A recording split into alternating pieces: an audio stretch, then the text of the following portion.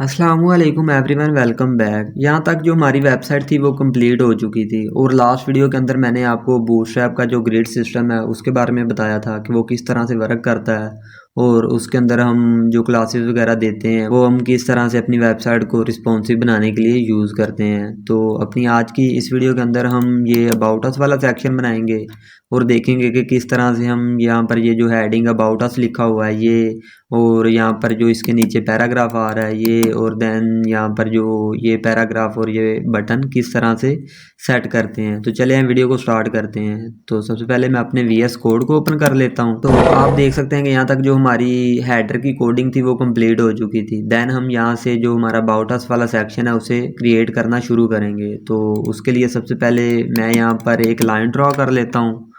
तो मैं इसके अंदर लिखता हूँ अबाउट अस। देन हम इस लाइन को कमेंट आउट कर देंगे और यहाँ पर हम जो हमारी HTML है उसे लिखना शुरू करेंगे। तो सबसे पहले मैं एक डिव लेता हूँ।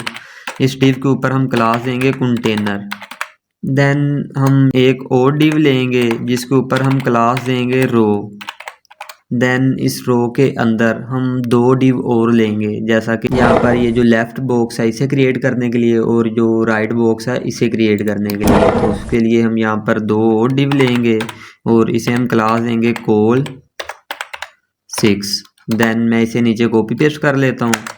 तो हमारे पास ये जो कॉल 6 नेम से दो डिव भी क्रिएट हो चुके हैं। देन हम इसके अंदर हम H1 टैग लेंगे हमारी अबाउट अस जो हेडिंग है उसके लिए, और इसके नीचे हम एक P टैग लेंगे जो हमारा हेडिंग के नीचे पैराग्राफ आ रहा था। देन जो राइट साइड पर सबसे पहले एक पैराग्राफ आ रहा था उसके लिए हम P टैग लेंगे, और यहाँ पर लास्ट पर हम एक एंकर टैग यूज़ करेंगे जो रीड मोर के लिए हमने लिंक क्रिएट करना था। तो हम इनके अंदर जो इनका टेक्स्ट वगैरह है उन्हें इंसर्ट करते हैं। तो यहाँ से हम ये अबाउट अस भी कॉपी करते हैं। देन हम यहाँ पर पेस्ट कर देंगे एज इट इज़। हम यहाँ से ये पैराग्राफ भी कॉपी करते हैं और इसे भी हम यहाँ पर इस P टैग के अंदर इंसर्ट कर देंगे। देन हम ये वाला पैराग्राफ भी कॉपी करते हैं और इसे हम यहाँ पर पेस्ट कर देंगे, और एज इट इज़ हम यहाँ पर ये जो रीड मोर लिखा हुआ है इसे भी कॉपी करते हैं। इसे हम इस एंकर टैग के अंदर पेस्ट कर देंगे। तो यहाँ तक जो हमारा अबाउट अस वाला सेक्शन था उसका जो टेक्स्ट वगैरह था वो भी कंप्लीट हो चुका है।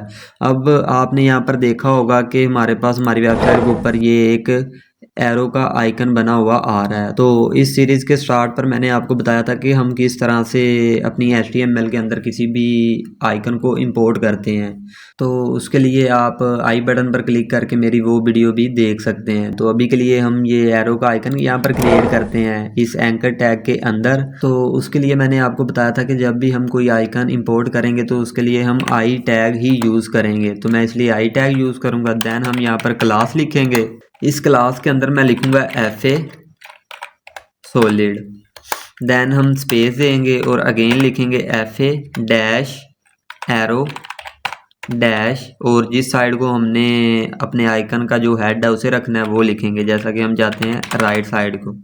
देन फाइल को सेव करते हैं। तो आप यहाँ तक देख सकते हैं कि हमारे पास एक हेडिंग भी क्रिएट हो चुकी है। देन उसके नीचे एक स्मॉल पैराग्राफ भी आ चुका है और उसके सामने वाली साइड पर हमारे पास एक जो लॉन्ग पैराग्राफ था वो भी आ चुका है, और यहाँ पर हमारे पास रीड मोर लिखा हुआ भी आ रहा है, और ये जो हमारा आइकन है ये भी यहाँ पर शो हो रहा है। तो यहाँ तक जो हमारी HTML थी वो कंप्लीट हो चुकी है। अब हम अपनी style.css के अंदर चलते हैं और ये अपने इस अबाउट अस वाले सेक्शन को थोड़ा सा डिज़ाइनिंग वगैरह देते हैं। इसका फ़ॉन्ट साइज़, फ़ॉन्ट वेट वगैरह हम चेंज करते हैं। तो उसके लिए मैं यहाँ पर style.css के अंदर आ जाऊँगा और यहाँ पर सबसे पहले हम एक लाइन ड्रॉ करते हैं ताकि जो हमारी ऊपर वाली CSS है और ये जो अबाउट अस वाली CSS है ये अलग रहें।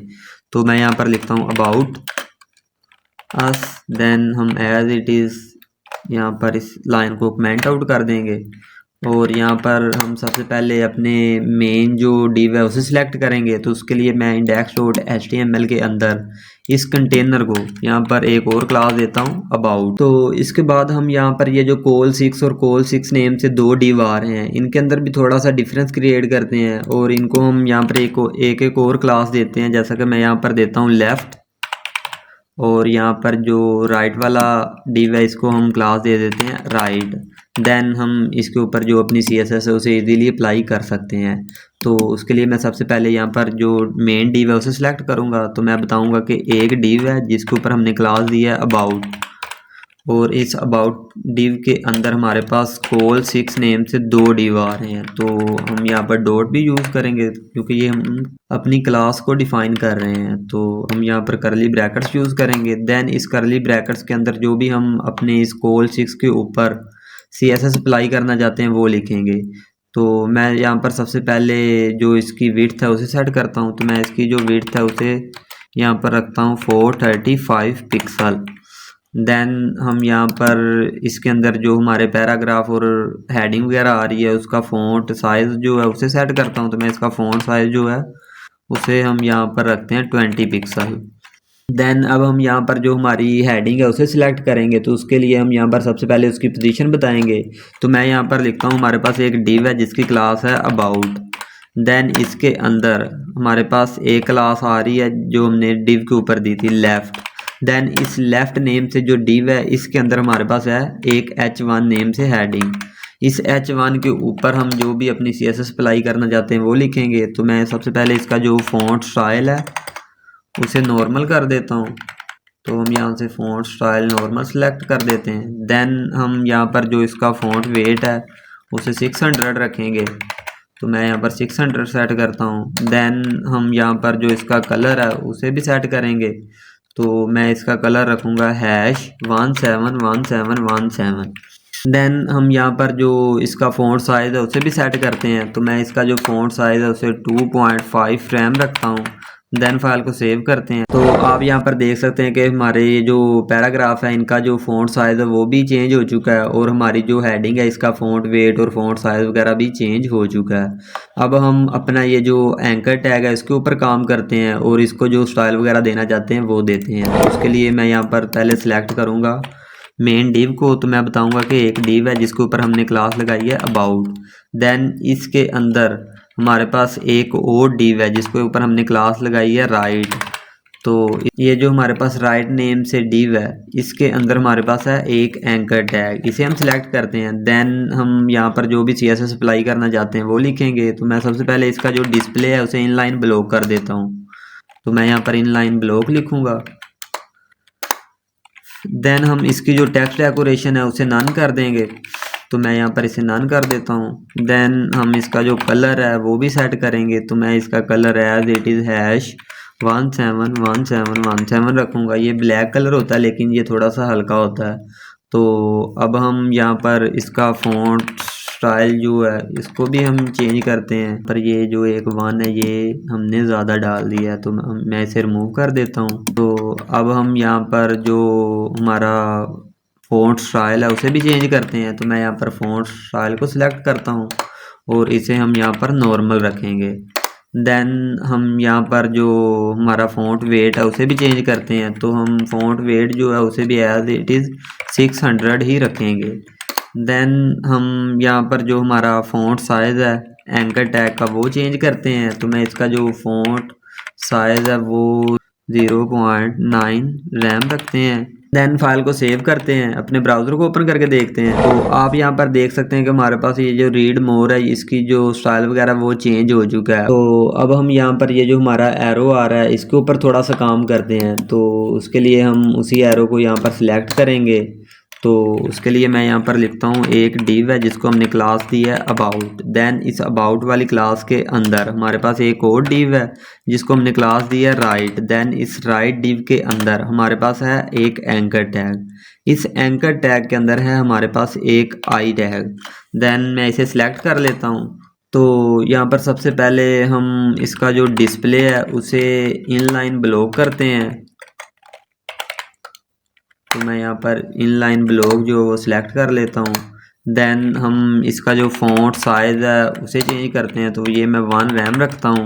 देन आप देख सकते हैं कि इसका जो फ़ॉन्ट साइज़ है वो भी इंक्रीज़ हो चुका है, और इसके अलावा जो इसका डिस्प्ले था वो हमने इनलाइन ब्लॉक कर दिया है। तो आप देख सकते हैं कि ये जो हमारा आइकन है ये इस ई के ऊपर वाली साइड को थोड़ा सा आ रहा है, लेकिन मैं चाहता हूँ कि यहाँ पर सेंटर में सेट हो। तो उसके लिए हम इस रीड मोर जो एंकर टैग है इसको हम रिलेटिव पोजीशन देंगे और इस आइकन को हम एब्सोल्यूट पोजीशन देंगे। तो फिर हम इसे जहाँ भी चाहेंगे वहाँ सेट कर सकते हैं। तो उसके लिए मैं यहाँ पर इस एंकर टैग को रिलेटिव पोजीशन देता हूँ। तो मैं यहाँ पर लिखूँगा पोजीशन रिलेटिव, देन इसको मैं यहाँ पर एब्सोल्यूट पोजीशन दूंगा। तो मैं यहाँ पर लिखूँगा पोजीशन एब्सोल्यूट और इसे हम यहाँ पर टॉप से रखेंगे 2 पिक्सल। तो मैं यहाँ पर टॉप से 2 पिक्सल सेट कर देता हूँ। देन इसे हम राइट साइड से रखेंगे यहाँ से -20 पिक्सल। देन आप देख सकते हैं कि ये जो हमारा आइकन है ये बिल्कुल सेट हो चुका है और यहाँ से थोड़ा सा डिफरेंस भी क्रिएट हो चुका है और ये आगे वाली साइड को राइट वाली साइड को मूव हो चुका है। अब हम अपने इस अबाउट अस वाले जो सेक्शन है इसके अराउंड मार्जिंग और पैडिंग वगैरह भी सेट करते हैं और वो हम सब काम जो है वो बूटस्ट्रैप की मदद से करेंगे। तो मैं यहाँ पर अपने इस index.html के अंदर तो यहाँ पर जो हमने रो क्लास दी है इसके आगे हम थोड़ी सी से वाई एक्सिस से मार्जिंग भी देंगे। तो उसके लिए हम यूज़ करेंगे my, मतलब कि वाई एक्सिस, और जो हमारी मार्जिंग की वैल्यू होगी वो 5 होगी। देन आप देखेंगे कि जो हमारा अबाउट अस वाला सेक्शन है उसके वाई एक्सिस के ऊपर हमें मार्जिंग नज़र आएगी। तो आप यहाँ पर देख सकते हैं कि हमें ऊपर वाली साइड से भी और नीचे वाली साइड से भी थोड़ी सी मार्जिंग नज़र आ रही है, लेकिन मैं इसे इंक्रीज़ करना चाहता हूँ। तो हम इसे यहाँ पर पैडिंग भी दे देते हैं। तो मैं इसे PY 5 पिक्सल दे देता हूँ। तो यहाँ से पैडिंग भी आ जाएगी और जो यहाँ से हेडर और इस अबाउट अस में जो डिस्टेंस है ये थोड़ा सा इंक्रीज़ हो जाएगा और नीचे से भी ये इंक्रीज़ हो जाएगा। तो अब हम देखते हैं कि ये जो हमारा अबाउट अस वाला सेक्शन है ये रिस्पॉन्सिव हुआ है या नहीं। उसके लिए मैं यहाँ पर इंस्पेक्ट करता हूँ और देन मैं अपनी जो स्क्रीन की विड्थ है उसे यहाँ से कम करता हूँ। तो आप यहाँ पर देख सकते हैं कि ये जो हमारे अबाउट अस वाले दोनों डी लेफ़्ट और राइट है इनका जब साइज़ 435 से कम होगा तो ये खुद ब खुद ऊपर नीचे अलाइन हो जाएंगे। जैसा कि अगर मैं यहाँ से अपनी स्क्रीन की विड्थ को कम करूँ तो आप यहाँ पर देखेंगे कि ये खुद ब खुद ऊपर नीचे सेट हो जाएंगे। तो आई होप आपको समझ आ गई होगी कि हम बूटस्ट्रैप को क्यों यूज़ करते हैं। हमने अभी तक यहाँ पर अपनी वेबसाइट को रिस्पॉन्सिव बनाने के लिए कोई भी क्लासेस वगैरह ऐड नहीं की, सिर्फ रो और कंटेनर वगैरह यूज़ कर रहे हैं और ये जो क्लासेस हैं ये खुद ब खुद हमारी वेबसाइट को रिस्पॉन्सिव बना रही हैं।